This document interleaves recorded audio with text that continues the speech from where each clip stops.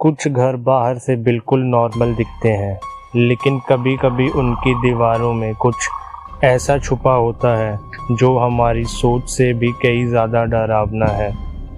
ये कहानी दुनिया के सबसे मशहूर पैरानॉर्मल इन्वेस्टिगेटर लेरेन वारन के एक ऐसे केस की है जिसे वो अपनी लाइफ के सबसे खतरनाक केसेस में से एक मानते थे, दी डॉनविन फैमिली।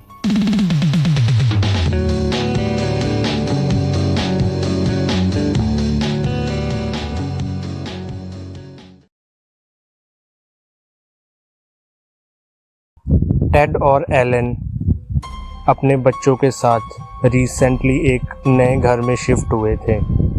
एक अच्छी लोकेलिटी में एक आम सा दिखने वाला घर। शुरुआत के कुछ महीने सब कुछ एकदम नॉर्मल था, पर 19 साल की पैटी को नई लोकेलिटी में एडजस्ट करने में दिक्कत हो रही थी। पैटी के ज़्यादा दोस्त नहीं थे। उसके मॉम डैड उस पर और उसके छोटे भाई पर बहुत सख्ती रखते थे।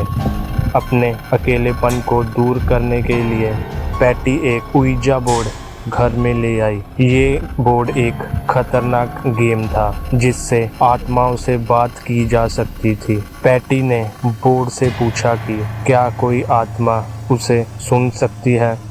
बोर्ड का पॉइंट तेजी से यस पर चला गया। पैटी ये देखकर और क्यूरियस हो गई और उस आत्मा से अलग अलग सवाल पूछने लगी। पैटी को पता चला कि वो आत्मा एक 19 साल के लड़के की है।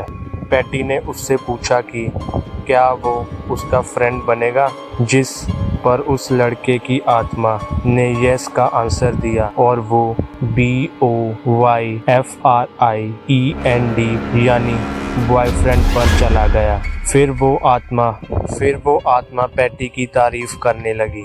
उस आत्मा ने कहा कि पैटी दूसरी लड़कियों से ज़्यादा सुंदर है।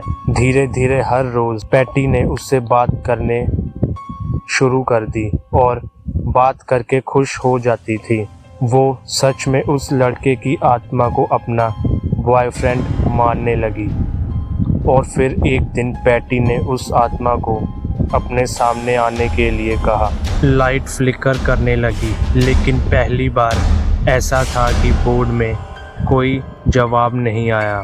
और उस दिन के बाद फैमिली के लिए सब कुछ बदल गया। घर में अजीबोगरीब चीज़ें शुरू हो गई। रात के सन्नाटे में जब लोग सो रहे होते थे, दीवारों के अंदर से ज़ोर ज़ोर से ठक ठक की आवाज़ें आने लगी। ऐसा लगता था जैसे कोई घर की दीवारों के अंदर से उनसे कुछ कह रहा हो। एक रात जब सब लोग डिनर कर रहे थे तो दीवार पर लटकी फ़ोटो अचानक नीचे गिरकर टूट गई। अगली सुबह जब उठी तो घर की लगभग सभी दीवारों पर खरोंचें थी, जैसे किसी ने उन्हें रात भर बैठकर स्क्रैच किया हो। साथ ही घर में एक बेहद अजीब सी सड़े हुए मांस और सल्फर की गंदी बदबू आई और फिर अचानक चली गई, जैसे कोई किसी मरे हुए जानवर को एलन के सामने से लेकर गया हो। धीरे धीरे वो स्मेल पूरे घर में फैमिली मेंबर्स को आने लगी। चाहे खिड़की खोल दो या एग्जॉस्ट चला लो, फिर भी वो बदबू उनके घर से जा ही नहीं रही थी। उस दिन टेड जब बाथरूम गया तो उसके होश उड़ गए।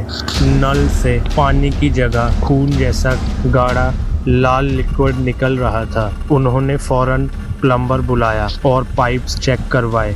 प्लम्बर के हिसाब से वो पुराने पाइप्स की जंग का लाल रंग था। उस समय तो प्लम्बर उसे ठीक करके चला गया, लेकिन फिर ये बार बार होने लगा और घर में हर एक मेंबर के साथ हर नल से वो लाल गाढ़ा लिक्विड निकल रहा था। अब तक जो बस आवाज़ें और बदबू थी, वो अब धीरे धीरे और ख़तरनाक चीज़ों में बदलती जा रही थी।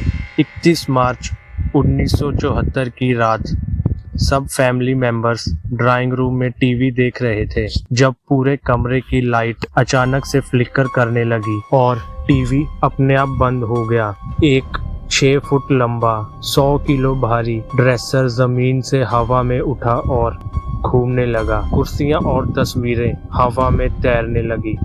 एक काले साये ने पूरे घर की दीवारों को घेर लिया था और घर में एक अजीब सी घुर्राने की आवाज गूंजने लगी। टेड डर के मारे पूरी फैमिली को लेकर होटल में रहने चला गया, लेकिन वहां भी लाइट जल बुझ होने लगी और चीखने चिल्लाने की आवाजें आने लगी, जिस वजह से होटल मैनेजर ने उन्हें निकाल दिया।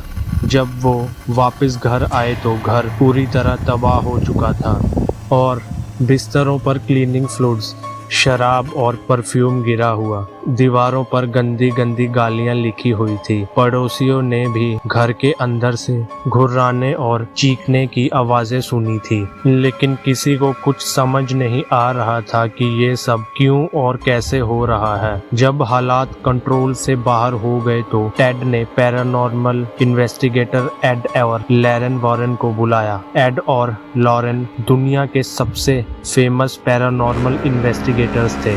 उन्होंने कई खतरनाक केसेस सॉल्व किए थे। एड और लॉरेन उन्होंने घर में कदम रखते ही कहा कि वहां का माहौल धम घोटने वाला है। वॉरेन ने दीवार पर 2 बार नॉक किया तो जवाब में एड को दीवार से 2 बार नॉक की आवाज आई। घर में वो गंदी बदबू अभी भी आ रही थी और नल से अभी भी लाल गाढ़ा पानी निकल रहा था। इन्वेस्टिगेशन के दौरान पैटी के कमरे के पास एक बड़ा सा काला साया हवा में फ्लोट होते हुए दिखा। उसकी आंखें लाल थी। लॉरेन उसे देखते ही बहुत कमजोर महसूस करने लगी, जैसे कोई उससे उसकी एनर्जी छीन रहा हो। तभी वहां एड आ गया और वो साया गायब हो गया। घर में बच्चों ने बताया कि उन्होंने कई बार एक काले साये को अपने बिस्तर के पास खड़ा देखा है, बल्कि मिसिस डॉनविन ने कई बार उस काले साये को किचन में महसूस किया है। फिर उन्होंने अपने प्रेयर्स और रिचुअल्स शुरू कर दिए, लेकिन जब भी वो स्टार्ट करते तो घर की दीवारों में जोर जोर से ठक ठक शुरू हो जाती। उनकी कैंडल्स और दिए अपने आप बुझ जाते। हमले बढ़ने लगे। एक रात मिस डॉनविन सो रही थी तो उन्हें ऐसा लगा कि जैसे कोई अदृश्य हाथ उसका गला दबा रहा हो। जब लाइट जलाई गई तो उनकी छाती पर निशान थे। वॉरेन समझ गया कि ये एक इन्फेक्शन है, मतलब वहाँ कोई भटकती हुई आत्मा नहीं बल्कि एक शैतानी शक्ति जो पूरे परिवार को नुकसान पहुँचाना चाहती है। लॉरेन ने ये भी बताया कि ये आत्मा इस घर में अटैच नहीं है, इसलिए वो होटल में भी उनके पीछे आ गई। लॉरेन ने ये भी कहा कि आत्मा अपने आप नहीं आई, बल्कि इसे घर के किसी मेंबर ने खुद इनवाइट किया है। और तभी पैटी ने सबको वो बोर्ड के बारे में बताया। फिर उनको समझ आ गया कि वो आत्मा किसी टीनेज लड़के की नहीं बल्कि एक बहुत खतरनाक एंटिटी की है, जो पैटी से झूठ बोलकर मैनिपुलेट कर उसकी लाइफ में घुसी है। एग्जॉस्टिज्म ही इस सब से बचने का एक आखिरी तरीका था। एड और वॉरेन ने चर्च से एग्जॉस्टिज्म की परमिशन ली। जब प्राइस्ट ने एग्जॉस्टिज्म शुरू किया तो फैमिली का घर किसी जंग के मैदान में बदल गया। कमरे में टेम्परेचर बर्फ जैसे ठंडा हो गया। दीवारें हिलने लगी, अजीब आवाजें आने लगी और कई खिड़कियां अचानक टूट गई। उस समय पूरे परिवार ने वही काला साया देखा जो उनके सामने आ गया था और बेहद भयानक लग रहा था। अचानक पैटी हवा में उड़ने लगी। वो काला साया पैटी में समा गया और पैटी की आंखें लाल हो गई। जैसे जैसे एग्जॉस्टिज्म हुआ, पैटी दर्द में चीखने लगी और फिर वो एकदम से उड़ती हुई 5 फीट दूर दीवार पर जाकर लगी और बेहोश हो गई। घर में एकदम से सारी आवाज़ें बंद हो गई। नलों से पानी साफ आने लगा। जब पैटी की आंखें खुली तो वो बिल्कुल ठीक थी। एग्जॉर्सिज्म पूरा हो चुका था और आज भी डॉनविन फैमिली का वो घर वहीं खड़ा है। नए लोग वहाँ रहते हैं, पर जिन लोगों ने उस डर को जिया उसके लिए वो कभी ख़त्म नहीं हुआ। अगर आपको भी ऐसी कहानियों से डर लगता है तो याद रखिए, कभी कभी कुछ दरवाजे हमेशा बंद ही रहने चाहिए। अपने घर में पुरानी चीज़ों को लाने से पहले हमेशा सोच लेना चाहिए। जैसे पैटी ने वो बोर्ड अपने घर में लाया, लेकिन उसको नहीं पता था कि उस बोर्ड के साथ वो किसी और चीज़ को भी घर में ले आई है।